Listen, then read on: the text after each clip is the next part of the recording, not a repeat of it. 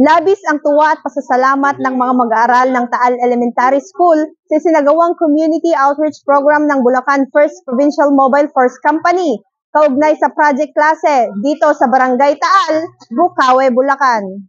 Ang aktibidad ay pinamumunuan ni Police Lieutenant Colonel Rayson M. Bagain, Force Commander ng Bulacan First Provincial Mobile Force Company, katuwang si Police Captain Mark Henry San Juan Gonzales, 3rd Platoon Leader ng First Provincial Mobile Force Company, kasama ang mga kapulisan ng Bulacan, mga guro at magulang ng mga mag-aaral.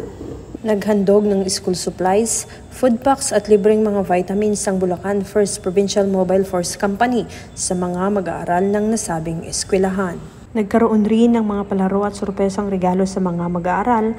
Ang aktibidad na ito ay isang positibong hakbang tungo sa pagpapalakas ng ugnayan at pagkakaisa sa pagitan ng mga kapulisan at mamamayan.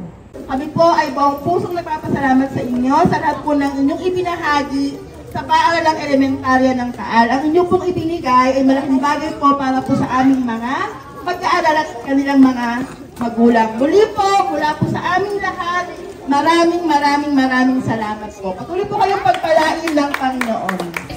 Good morning po. Ako po si Teacher Ara Aquino ng Taal Elementary School, Teacher 1. Nagpapasalamat po kami sa PMFC sa kanilang project klase na ibinigay sa mga batang mag-aaral ng ikatlong baitang dito sa aming paaralan. Thank you po.